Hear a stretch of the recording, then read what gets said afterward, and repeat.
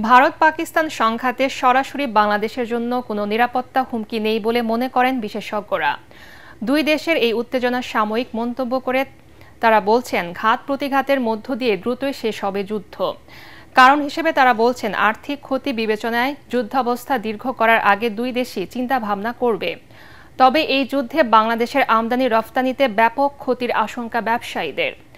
যুদ্ধ বন্ধে বাংলাদেশ মধ্যস্থতাকারী হিসেবে ভূমিকা রাখতে পারে বলে মত বিশ্লেষকদের। ইমদাদুল্লাহ বাবুর রিপোর্ট।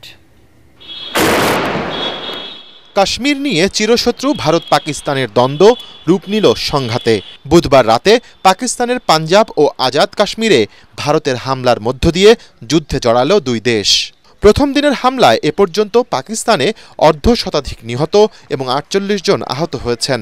ক্ষতি হয়েছে বহু স্থাপনায়। অন্যদিকে ৫টি বিমান ভূপাতিত হওয়ায় ভারতের প্রায় $১.৫ বিলিয়ন ক্ষতি হয়েছে, আর প্রাণ গেছে অন্তত ১৫ জনের। নিরাপত্তা বিশেষজ্ঞরা বলছেন, এখন পর্যন্ত যুদ্ধে ভারতেরই বেশি ক্ষতি হয়েছে। তাই কৌশলগত কারণেই এই যুদ্ধ বড় আকারে হওয়ার শঙ্কা দেখছেন না তারা।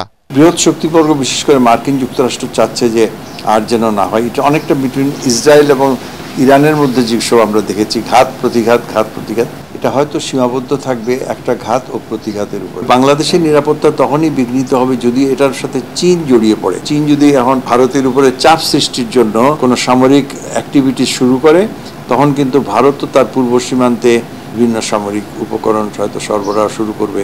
তখন কিন্তু বাংলাদেশের আমাদের যে নিরপেক্ষ ভূমিকা সেটা যথেষ্ট চাপের মুখে পড়বে। তিনি বলছেন, দুই দেশেরই পরমাণু অস্ত্র থাকলেও এই অঞ্চলের নিরাপত্তায় তা ব্যবহারের সুযোগ কম। কার্গিলে অ্যাবাউট ৩ মাস ধরে যুদ্ধ হয়েছে, কিন্তু সেখানেও কোনো অস্ত্র ব্যবহার হয়নি। নিউক্লিয়ার যাওয়ার আগেও অনেকগুলো স্টেজ থাকে যে ওয়েপন্সগুলো আর্মড হয়েছে কিনা, ওয়েপন্সগুলো কোথায় আছে, যদি কার হাতে, এগুলো আমার মনে হয় না এটা সেই স্টেজে যাবে।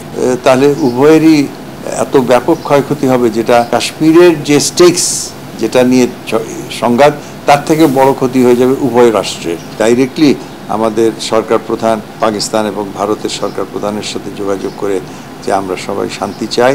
এদিকে ভারত পাকিস্তান যুদ্ধের কারণে দুই দেশের আকাশসীমা এড়িয়ে চলছে বিভিন্ন বাণিজ্যিক বিমানগুলো। এতে এয়ার কার্গোগুলোর যোগাযোগ ব্যাহত হচ্ছে।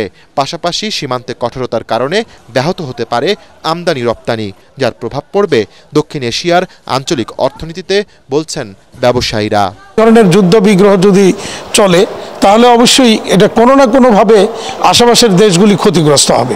আর সবচেয়ে বেশি ক্ষতিগ্রস্ত হবে যেই কারণে যখন এই ধরনের কোনো যুদ্ধ বিগ্রহ হয়, তখন সীমান্তটা খুব কড়াকড়ি করা হয়। তো ফলে সীমান্ত দিয়ে যে বাণিজ্যটা হয়, এই বাণিজ্যটাও তখন ব্যাহত হয়। আলটিমেটলি আমাদের এখানে নিত্য প্রয়োজনীয় দ্রব্যের একটা মূল্য বেড়ে যেতে পারে। দুই দেশেরই বন্ধুপ্রতিম প্রতিবেশী হিসেবে বাংলাদেশের জনগণকেও কারো পক্ষ না নিয়ে নিরপেক্ষ থাকার পরামর্শ দিয়েছেন বিশ্লেষকরা।